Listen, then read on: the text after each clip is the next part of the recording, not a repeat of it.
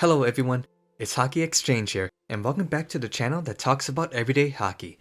Every year it seems that we're losing many former hockey legends to natural causes, but the worst is when they are diagnosed with cancer. Even the healthiest people, such as athletes, are not safe. Cancer is very unpredictable, and being diagnosed or having someone close to you having cancer can change how you view life.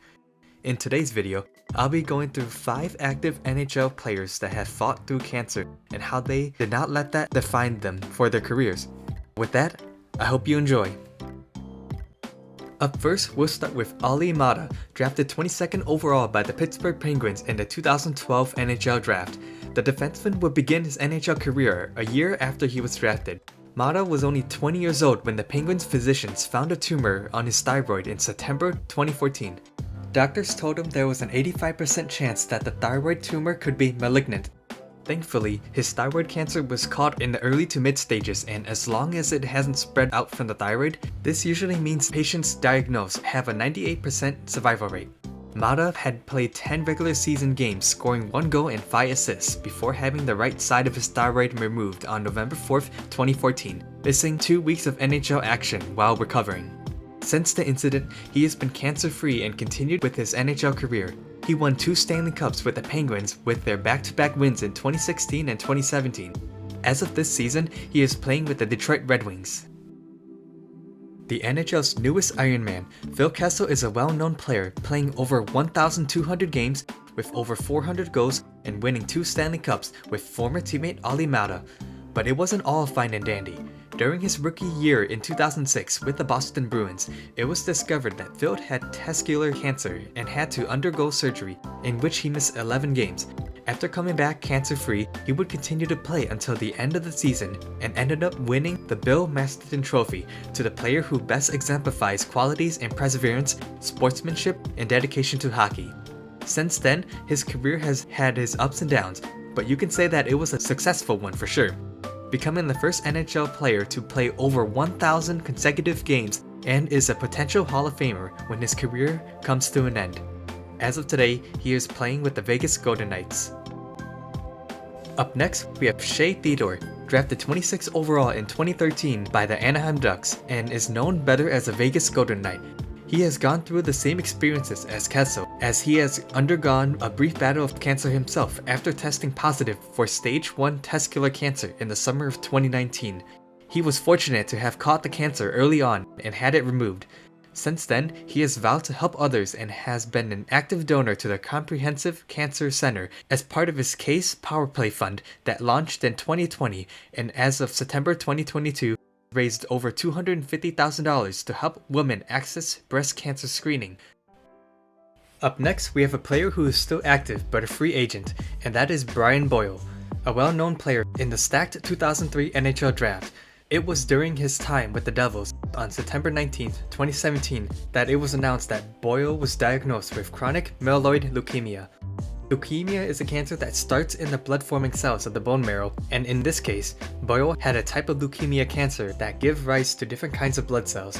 When it couldn't have gotten any worse, 2 weeks after his diagnosis, his son was admitted to the hospital with the fear that he may have had Ewing's sarcoma, which is a rare tumor that forms in the bone or soft tissue.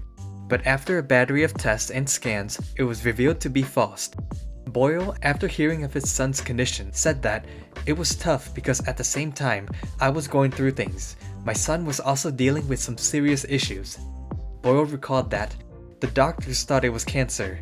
I learned how vulnerable you are when you have kids, how much you can truly love someone. All I wanted to do was to trade places with him." Boyle was in remission the following October, beating an 18th-month timeline projected by doctors. He completed his 2017-18 campaign with 13 goals and 23 points in 69 regular season games, and was named the 2018 Bill Masterton Memorial Trophy winner for his perseverance and dedication to hockey. Not only that, the following season on Hockey Fights Cancer Night on November 5th, 2018, he would score 3 times for his first career hat trick, leading the Devils to a 5-1 victory. As of today, he is still a free agent.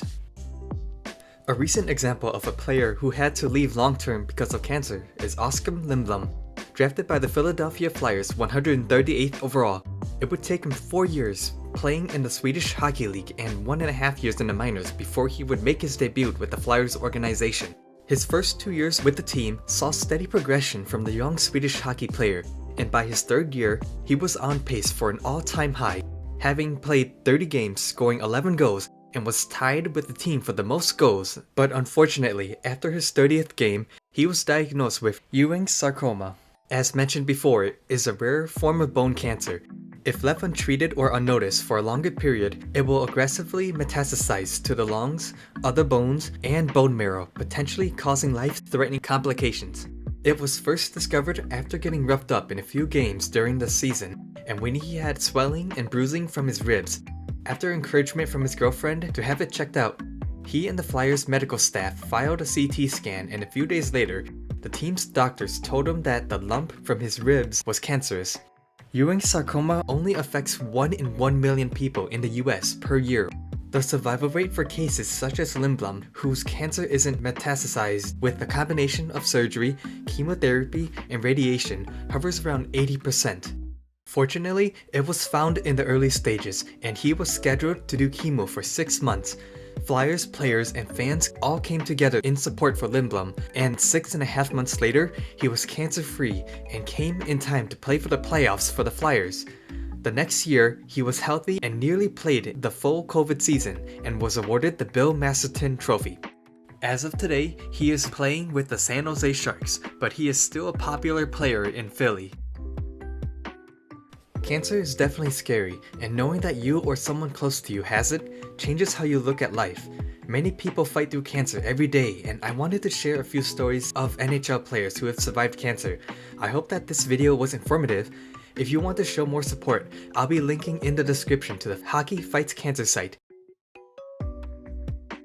I appreciate everyone who has made it this far.